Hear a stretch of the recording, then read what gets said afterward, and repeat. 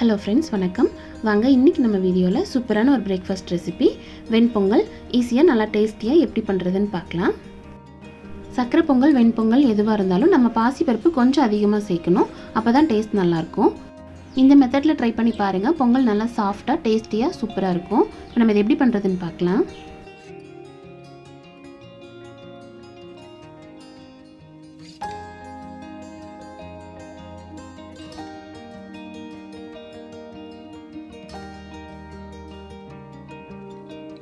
இப்போ இதுக்கு 1 டம்ளர் அளவுக்கு பச்சரிசி எடுத்துக்கலாம். அதே டம்ளரில் 3/4 டம்ளர் அளவுக்கு பாசிப்பருப்பு எடுத்துக்கலாம். பாசிப்பருப்பு கொஞ்சம் அதிகமாக சேர்த்துக்கலாம், அப்போ தான் டேஸ்ட் நல்லாயிருக்கும். இது வந்து ஒரு 2-3 தடவை நல்லா கழுவிட்டு நம்ம தண்ணி ஊற்றி வேக வச்சிடலாம். 1 டம்ளர் அரிசிக்கு 4 டம்ளர் தண்ணி சேர்த்துக்கலாம். இதோட தேவையான அளவுக்கு உப்பு சேர்த்து வேக வச்சிடலாம்.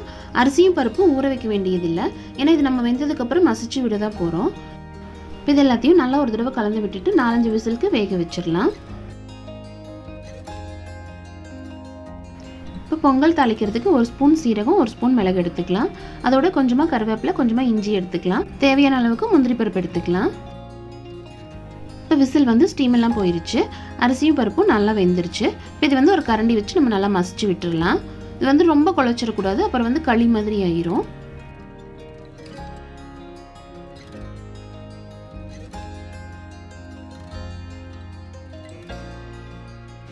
இதை நல்லா கலந்து விட்டாச்சு. இப்போ நம்ம வந்து தாளிச்சுக்கலாம்.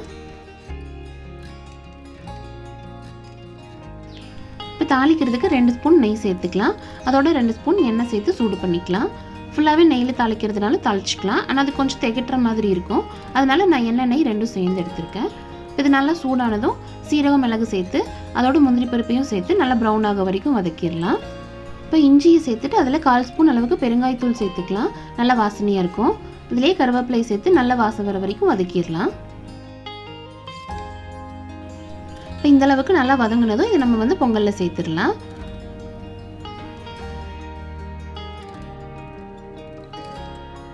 இப்போ அதே கடாயில் நம்ம அரிசி இழந்த அதே டம்ளரில் 1 டம்ளர் தண்ணி வந்து சூடு பண்ணிக்கலாம். இப்போ தண்ணி நல்லா கொதிச்சது. இதை வந்து நம்ம பொங்கலோட சேர்த்து நல்லா கலந்து விட்டுடலாம். இந்த மாதிரி சேர்க்கும்போது பொங்கல் வந்து நல்லா சாஃப்டாக இருக்கும். ஏன்னா நம்ம பச்சரிசியில் செய்கிறதுனால நம்ம எவ்வளோ தண்ணி ஊற்றினாலும் அது வந்து அப்சர்வ் பண்ணிக்கும். சில நேரம் பொங்கல் வந்து ட்ரை ஆகிரும். நம்ம இந்த மாதிரி சேர்த்து நல்லா கலந்து விட்டுட்டு ஒரு 1/4 மணி நேரம் கழித்து சர்வ் பண்ணும்போது பொங்கல் நல்லா சூப்பராக சாஃப்டாக இருக்கும் சாப்பிட்றதுக்கு. ஆறுனதுக்கப்புறம் கூட பொங்கல் ட்ரை ஆகாது. எவ்வளோ நேரம் இருந்தாலும் பொங்கல் நல்லா சாஃப்டாக சூப்பராக இருக்கும். இப்போ இதை வந்து நம்ம சிம்மில் வச்சு 1 நிமிஷம் நல்லா கலந்து விட்டுடலாம். ஒரே நிமிஷத்துலேயே அரிசி வந்து இந்த தண்ணி எல்லாத்தையும் அப்சர்வ் பண்ணிக்கும். இந்த டைமில் உப்பு சரி பார்த்துட்டு தேவைப்பட்டு அட்ஜஸ்ட் பண்ணிக்கலாம்.